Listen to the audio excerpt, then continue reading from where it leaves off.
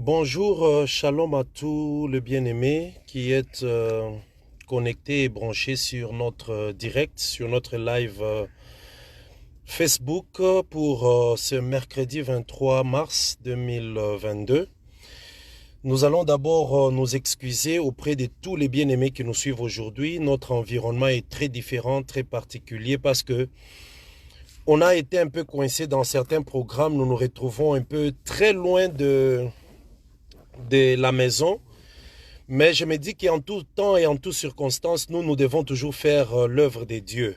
Donc là, nous sommes coincés dans un endroit tout est loin et je me suis dit que nous devons faire quand même notre live, quels que soient les lieux, quel que soit l'endroit, parce que nous avions fixé notre live à 18 heures, juste heure de Kinshasa, et 19 heures, juste heure de Lubumbashi. Et là, nous nous sommes retrouvés un peu très loin de l'habitation, très loin de la maison. Et je me suis dit que je dois faire le live, quel que soit l'endroit. Voilà pourquoi nous nous retrouvons vraiment dans un cadre pareil. Ce n'est pas le cadre qui compte, mais c'est ce que nous devons partager qui est très important. Que le Seigneur vous bénisse, vous qui nous suivez de partout, de Lubumbashi, de Kinshasa, de Bas-Congo, de la Zambie.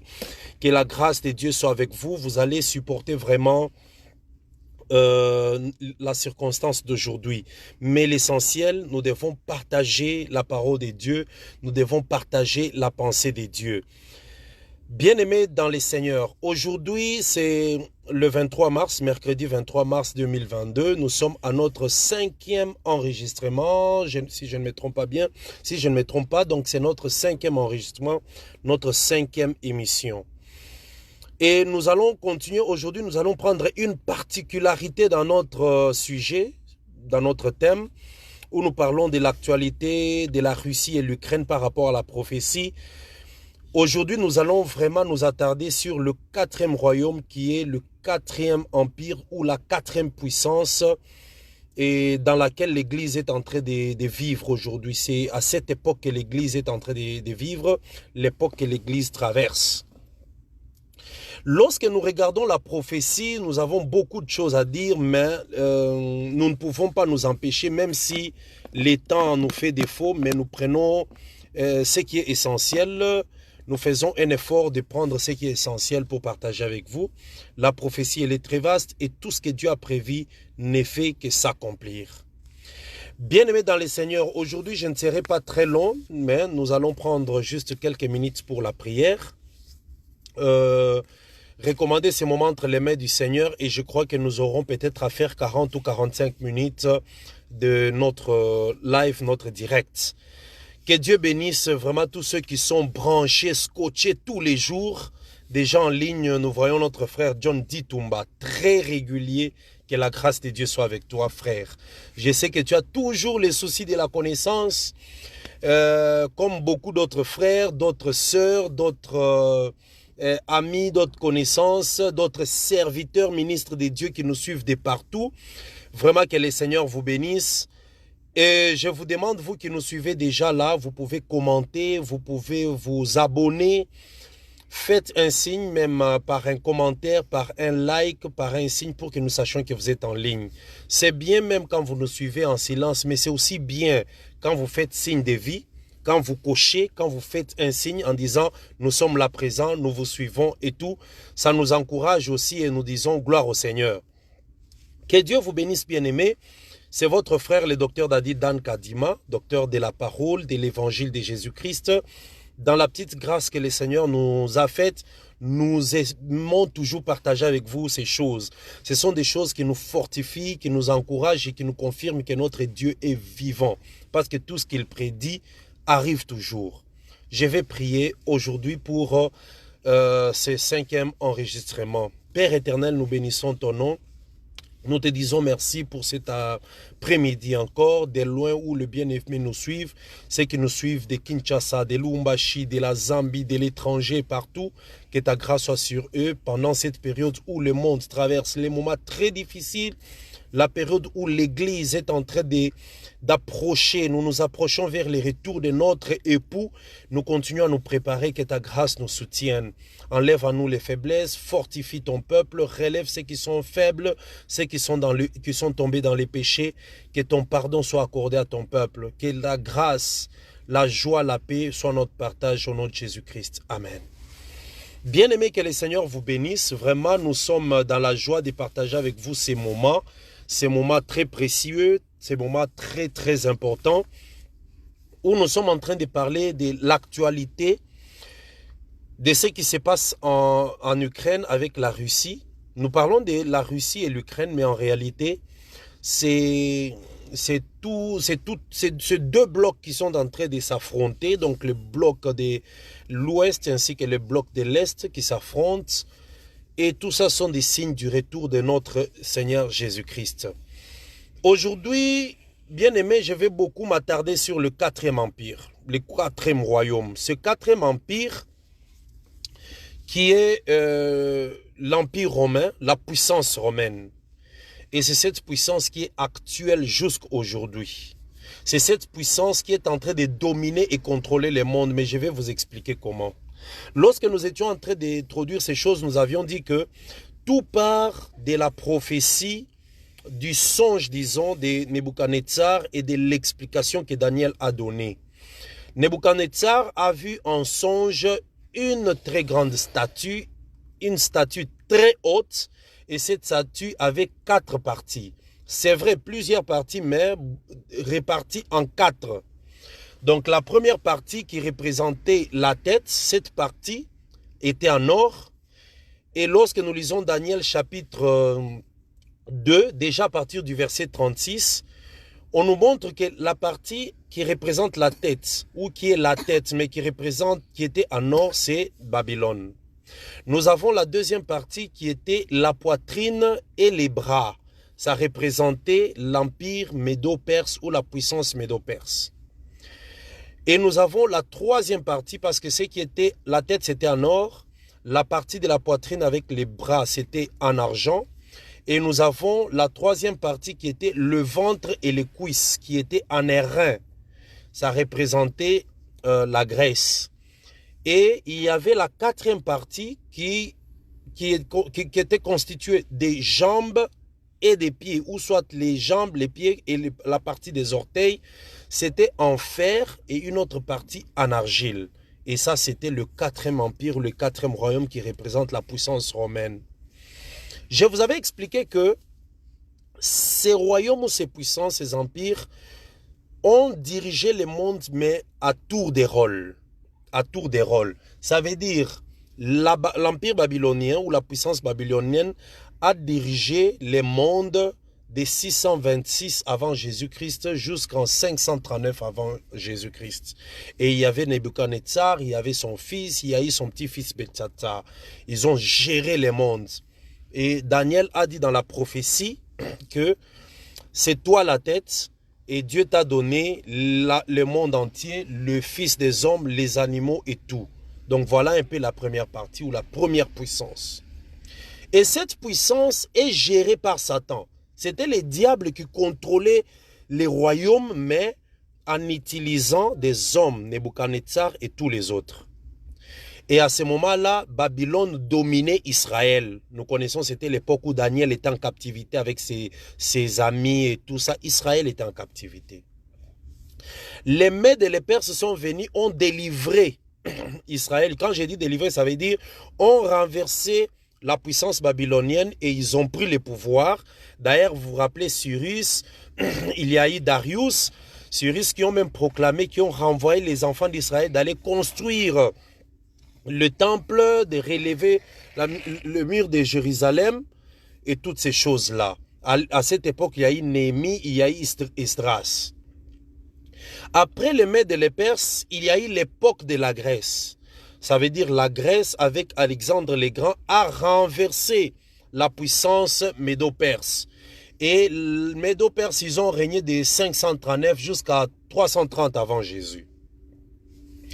À l'époque de la Grèce, avec Alexandre le Grand, Ils sont venus, Alexandre le Grand a renversé l'empire médo-perse, la puissance médo-perse, qui occupait toute cette partie de la Mésopotamie.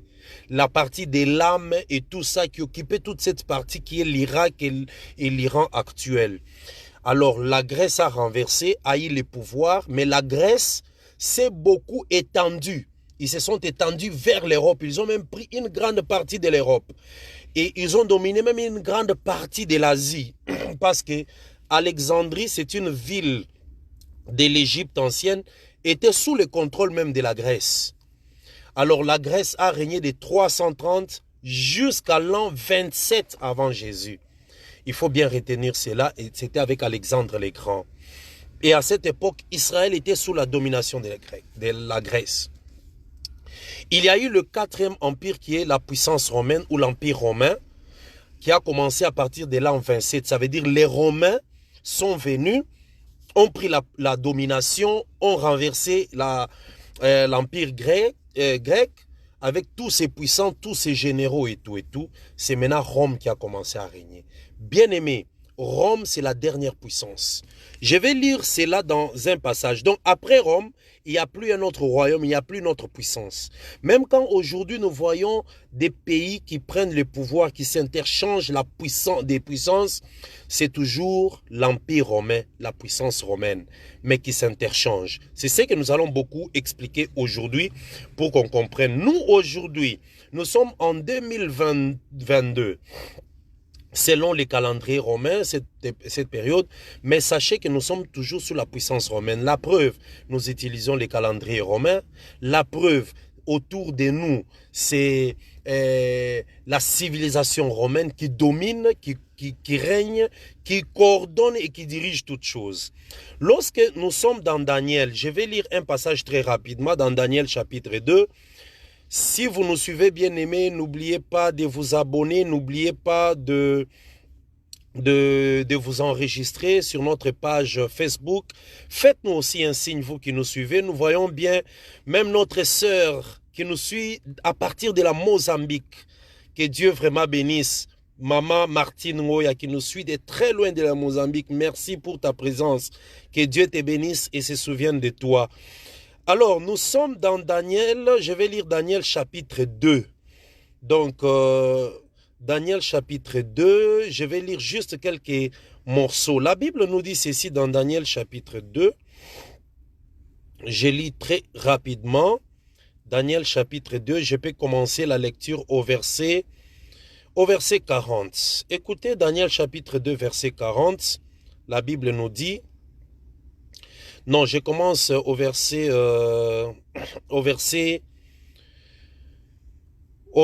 37. Écoutez ce que Daniel dit au roi Nebuchadnezzar. Il dit ceci.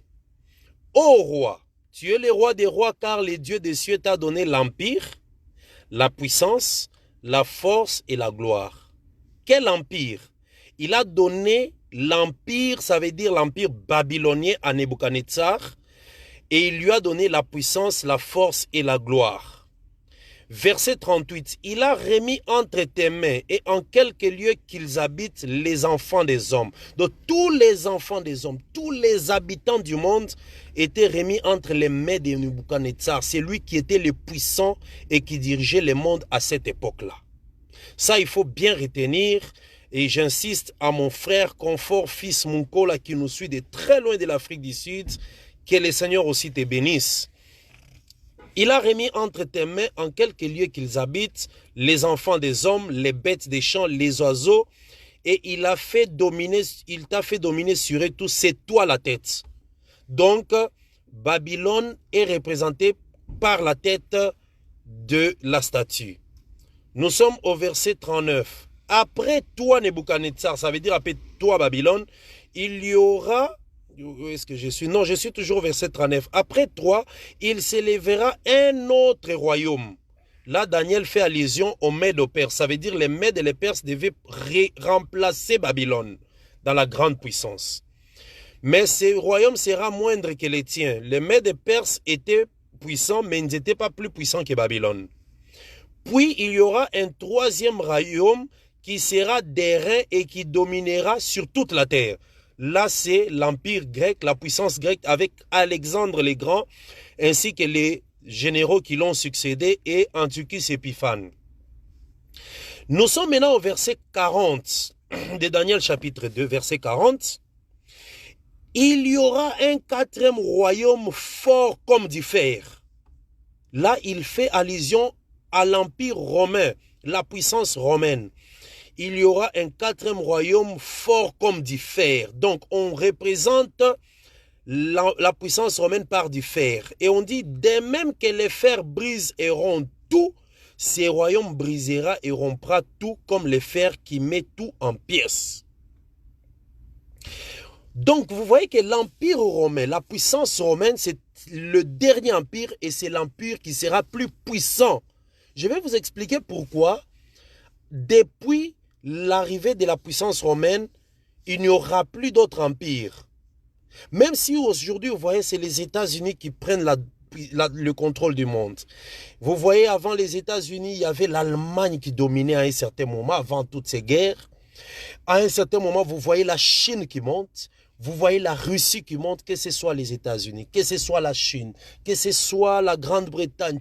Tous ces pays qui à des moments deviennent puissants, les autres renversent les uns les autres, tous, ils sont sous Rome. C'est la puissance romaine qui domine et qui règne, mais qui donne le pouvoir au pays selon qu'il le veut. Nous allons y arriver. Alors, étudions le quatrième empire qui est la puissance romaine. On dit ceci, verset 41. Et comme tu as vu les pieds et les orteils en partie d'argent des potiers et en partie de fer, ce royaume sera divisé, mais il y aura en lui quelque chose de la force du fer, parce que tu as vu le fer mêlé avec l'argile. Voilà. L'époque où l'Église, nous sommes sur la terre, la puissance qui domine, c'est la puissance romaine. C'est l'Empire romain qui dirige et qui contrôle tout le monde. Quand je parle des Romains, ça veut dire, nous voyons d'abord Rome actuelle. Rome, c'est la capitale de l'Italie. Je vous dis que le contrôle du monde se trouve en Italie, à Rome, au Vatican. Et maintenant, il a réparti sa puissance dans les différents pays. Donc, le quatrième empire, qui est l'Empire romain, c'est un dernier empire qui domine avant le retour de Jésus, mais qui répartit sa puissance dans certains pays et qui est divisé ou qui travaille sur deux volets. Il y a le volet religieux et le volet politique. Ça, c'est ce qui est très important et l'Église doit connaître cela. L'Église doit connaître ces choses parce que l'Église est sur la terre. Nous sommes à l'époque de l'influence romaine. Cette influence romaine, c'est ça cette époque. Et nous devons savoir que jusqu'au retour de Jésus, c'est cette influence qui sera là. Voilà pourquoi l'Église de Jésus-Christ ne peut pas être influencée par la religion du monde. L'Église de Jésus vit selon la prophétie et selon les Écritures. Je vais vous expliquer. Même du temps des apôtres, les apôtres ont existé et ont vécu à cette même époque de la puissance romaine, les apôtres. Mais à ce moment, c'était la puissance romaine païenne. Ce n'était pas encore organisé en religion. Quand Jésus est venu, il a trouvé Rome qui dominait, Rome qui régnait. Et quand Rome régnait, Jésus-Christ a implanté son église et il est parti et a laissé l'église à cette époque de la puissance romaine. C'était les Romains qui ont crucifié Jésus. Ce sont les Romains qui dominaient, mais à cette époque, c'était la Rome païenne. Cette Rome n'était pas encore organisée religieusement. Rome s'est organisée religieusement à partir des années 300. Et c'est devenu vraiment confirmé vers 325 avec le concile de Nicée. C'est le concile de Nicée. D'ailleurs, on dira même que la naissance de l'église catholique romaine, c'est à partir de ce moment-là. Avec l'empereur Constantin qui avait permis cette organisation du concile de Nicée. dans le concile de Nicée, c'est comme une conférence, hein, une rencontre où on a pris de grandes décisions sur la marche religieuse, où il y a eu des gens qui se sont affrontés, des autres qui ont reconnu que Jésus est Dieu, les autres, Jésus n'est pas Dieu. On a parlé de la Trinité, c'est à partir de là. Et quand on dit 325, c'est 325 après Jésus. Donc, comprenez bien ces choses. Les Romains ont tué Jésus vers l'an 33, acceptons ça comme ça, vers l'an 33. Selon l'histoire, Jésus est mort, Jésus est parti. Et en l'an 70, Titus, qui était un général romain, est entré à Jérusalem, a détruit Jérusalem. Ils ont détruit les temples. Israël s'est dispersé. C'est en l'an 70. Quel est l'empire qui dominait à cette époque? C'est toujours l'empire romain. Israël s'est dispersé. C'est comme ça, vous voyez, aujourd'hui, Israël se retrouve dans plusieurs pays. Israël était déchiré. Israël n'était plus un pays organisé à cause du général Titus en l'an 70. Et Israël est resté comme ça pendant tous ces temps. Et à ce moment-là, Rome, qui était la Rome païenne, il y a eu maintenant l'organisation religieuse. Il y a eu maintenant l'organisation religieuse vers 325, avec le concile de Nicée. Nous pouvons dire que c'est à ce moment que l'église catholique commence. Donc l'église catholique commence, mais après qu'on ait combattu et déstabilisé l'église de Jésus physiquement. Parce que rappelez-vous que les Romains ont persécuté. Pierre a été tué. Les gens ont été décapités. Si vous regardez la mort de plusieurs apôtres, c'était comme ça. Il y a eu des martyrs, des gens qui ont été maltraités. Souvenez-vous, dans Actes chapitre 7, la mort d'Étienne. Étienne était un diacre, c'était un intendant dans l'église de Jérusalem. Il a été lapidé, tué. Et c'est comme ça qu'il y a eu la persécution dans l'église de Jérusalem. Les gens se sont répandus, dispersés et ont fui. Paul a été jugé où? Il avait demandé qu'il allait être jugé à Rome. Si vous lisez Acte 25, il voulait qu'il soit jugé. Donc à cette époque, la puissance romaine dominait. Et ils ont d'abord persécuté l'église de Jésus qui était restée. Parce que l'église de Jésus est restée après la mort de Jésus vers l'an 35, 37, 38. L'église de Jésus était persécutée, a souffert. Et à ce moment-là, les Romains ont combattu. Ainsi, les églises ont commencé à naître, mais dans des persécutions. Les églises ont commencé à naître, l'église de Corinthe, l'église d'Éphèse. Les apôtres travaillaient, mais la persécution était là. À un certain moment, l'empereur Néron a aussi dominé, à l'époque où Rome était puissante et dominait Israël. Je vous explique ces choses pour qu'on arrive bien jusque vers les années 1900, qu'on comprenne ces choses. Alors, en 325, il y a eu ce concile de Nicée. L'église catholique a pris de l'ampleur. Maintenant, c'est devenu la Rome papale. De la Rome païenne vers la Rome papale. La papauté a commencé. Les papes ont commencé à se succéder. Vous voyez maintenant que la puissance romaine s'organise. Le siège de la puissance romaine religieuse, c'est au Vatican. Selon même les Écritures, même quand vous lisez, vous verrez que même l'apôtre Jean l'a dit dans Apocalypse, que c'est la ville qui est assise au-dessus de cette montagne et c'est cette ville qui dirige toutes les villes de la terre. Ça, ce sont des choses claires par la prophétie. La puissance romaine papale ou la puissance romaine religieuse, c'est au Vatican. Mais la puissance romaine politique, maintenant, c'est réparti dans des pays. Donc, vers des années très loin, quand nous regardons dans l'histoire, nous allons voir qu'il y a eu la Rome orientale et la Rome occidentale. C'est très, très important.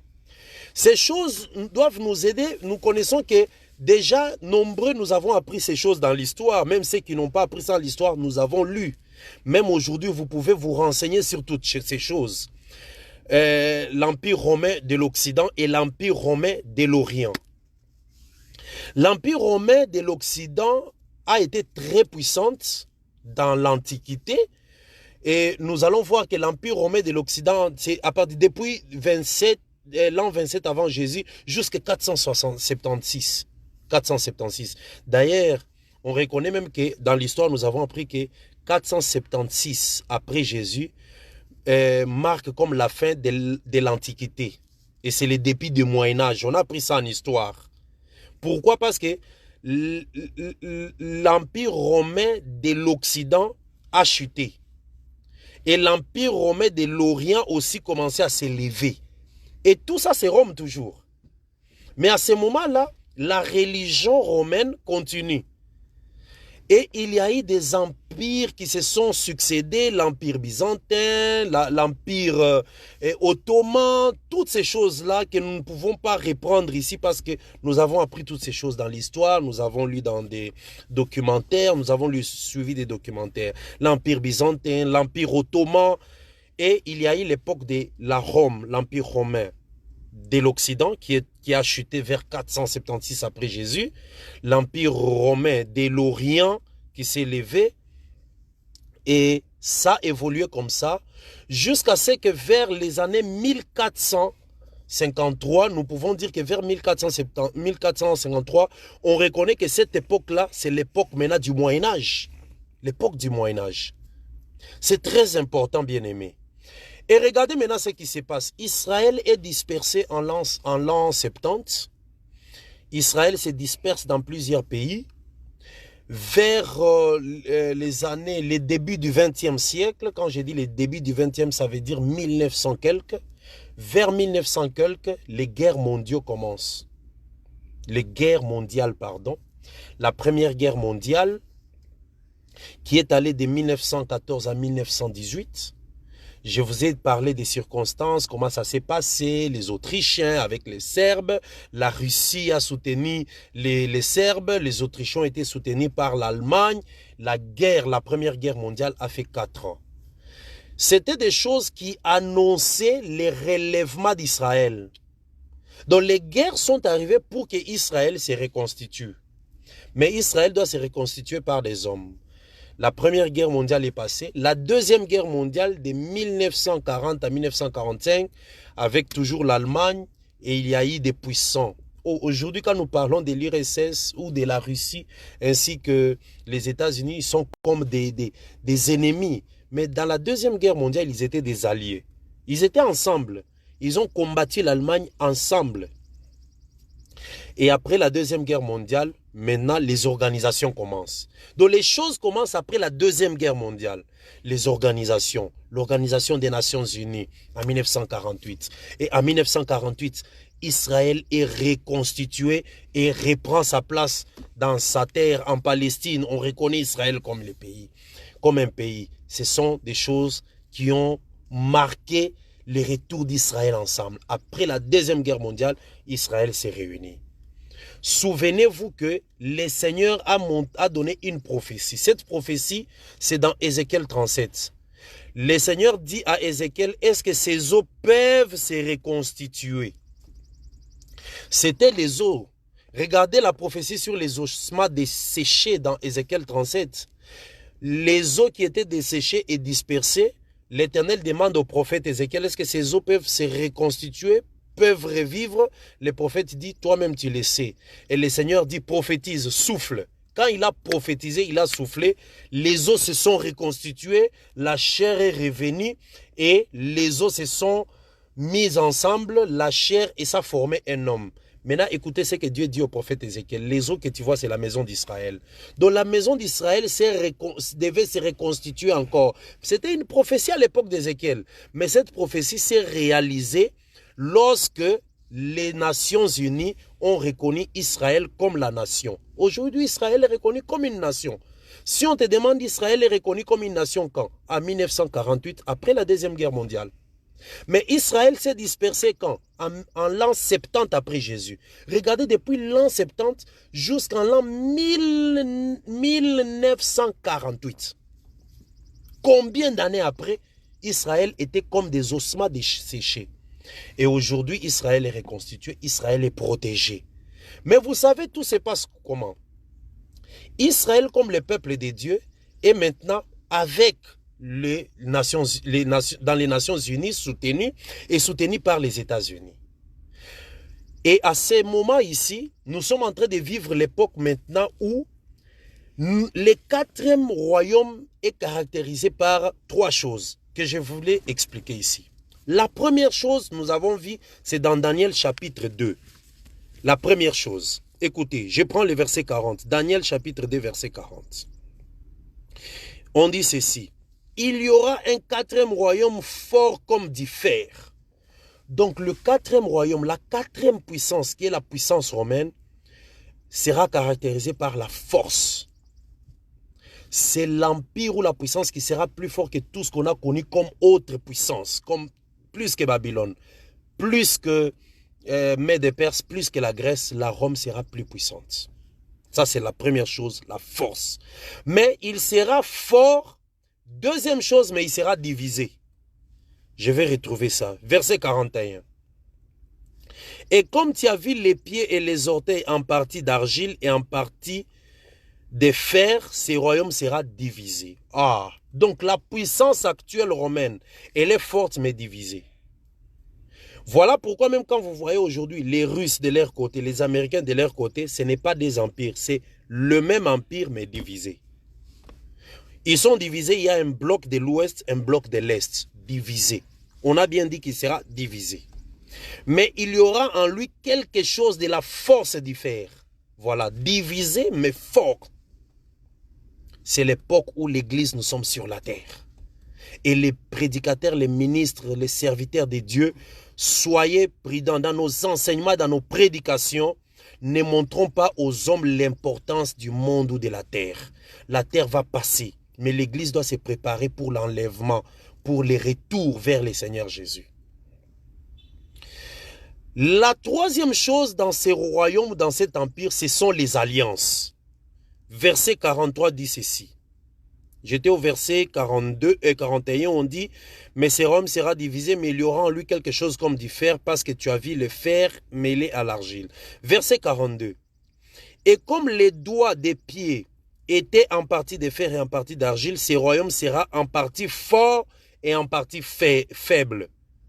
Je vais expliquer cela. Regardez bien aimé dans les seigneurs. La puissance romaine qui a commencé depuis l'an 27 avant Jésus. Jésus est venu, il a trouvé cette puissance-là. Il est parti, il a laissé l'église, c'est toujours la puissance romaine. Pourquoi je dis que c'est la puissance romaine qui dirige? Regardez le monde actuellement. Si Rome proclame le 25 décembre, tout est férié. Tout est férié. Les entreprises ferment. Si on dit que c'est la Noël, Jésus est né, tout est là. Ça vient d'où? Ça vient de la puissance romaine. C'est la religion romaine qui a imposé cela. La fête de Noël, ce n'est pas Jésus qui a parlé de ça, c'est Rome. Et toutes les églises qui sont dans Rome acceptent cela, même s'ils ne sont pas romains. Tous ceux qui sont là, c'est Rome qui impose. Rome impose des choses qui ne sont pas dans les Écritures. La puissance romaine aujourd'hui est en train de modifier des choses. Où est-ce que vous avez vu un apôtre prier avec les chapelets? Il n'y en a pas. Même quand les gens font du bruit ailleurs, partout, tout ça, le problème, ce n'est pas de justifier. Le problème, c'est que quand il y a une doctrine, nous devons regarder cette doctrine, si elle est de Christ. C'est la puissance romaine religieuse. Et toutes les églises qui sont sous cette puissance adoptent directement ce que Rome propose. Et la troisième chose dans cette puissance ou dans cet empire, ce sont les alliances. Je lis ça au verset 43.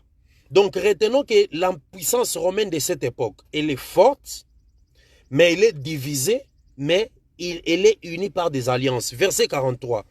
Tu as vu le fer mêlé avec l'argile parce qu'ils se mêleront par des alliances humaines.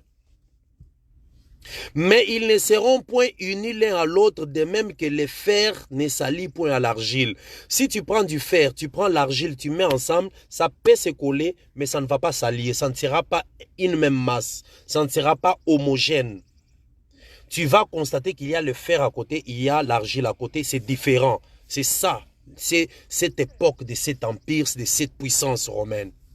C'est comme ça que les églises du Seigneur Jésus-Christ ne peuvent pas aller se mélanger aux alliances des hommes.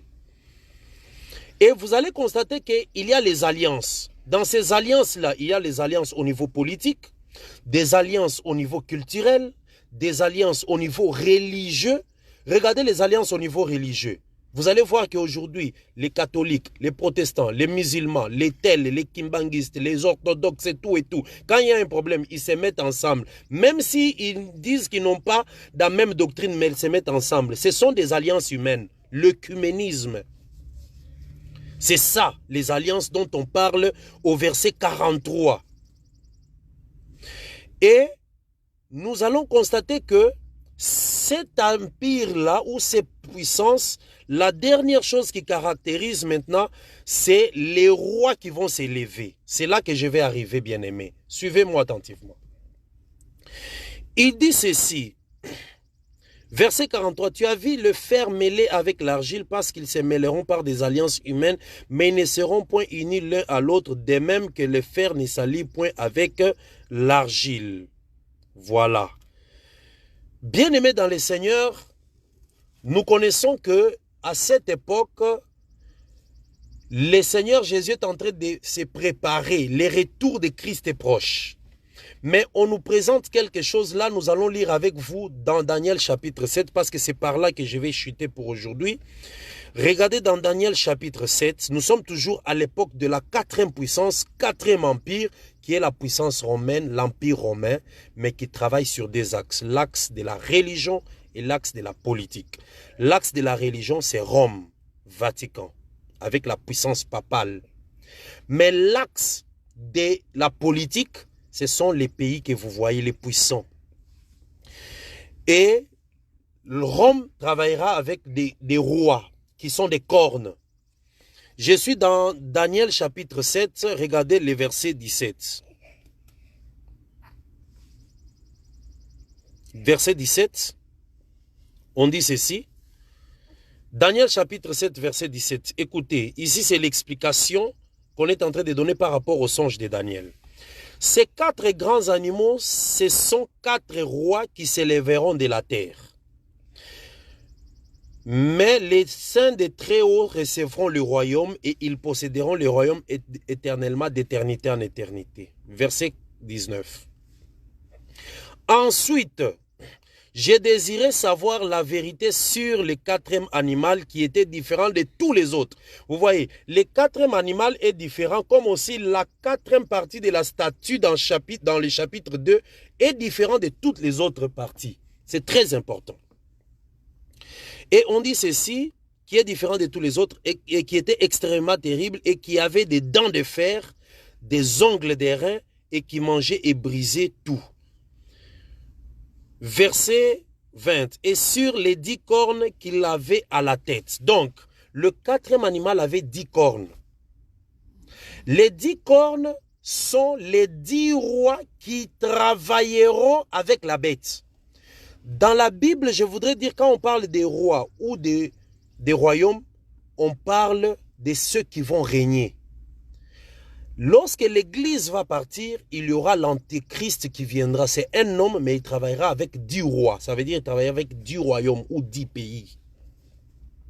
Et ces 10 rois sont en train de se dessiner petit à petit déjà. Aujourd'hui, quand nous regardons le G20, le G20, c'est l'ensemble des 20 pays qui sont les 20 pays industrialisés. Mais en dehors des G20, il y a aussi les G7. Dans le G7, là, ce sont ceux qui prennent les grandes décisions du monde. Ce n'est pas tous les pays du G20 qui prennent les décisions. L'Afrique du Sud est dans les G20, mais il n'est pas dans les G7. Dans les G7, il y a les États-Unis, le Japon, je pense l'Allemagne, l'Italie, la France, la Grande-Bretagne ou l'Angleterre, ainsi que le Canada. Ce sont les 7 qui forment le G7. Et dans le G7, c'est eux qui prennent les grandes décisions du monde. Les G7 représentent déjà les 7 grandes puissances qui dirigent le monde, mais qui préparent l'arrivée de l'Antichrist ou de la bête. Mais ils doivent arriver à 10. Ils sont à 7 d'abord, tels que j'ai cité les 7 pays. Mais ils arriveront à 10. Qu'est-ce qui va permettre qu'ils arrivent à 10? Ce sont les alliances. Les alliances, il y a quoi? Il y a l'ONU. L'ONU, c'est une alliance. Dans l'ONU, il y a plusieurs pays.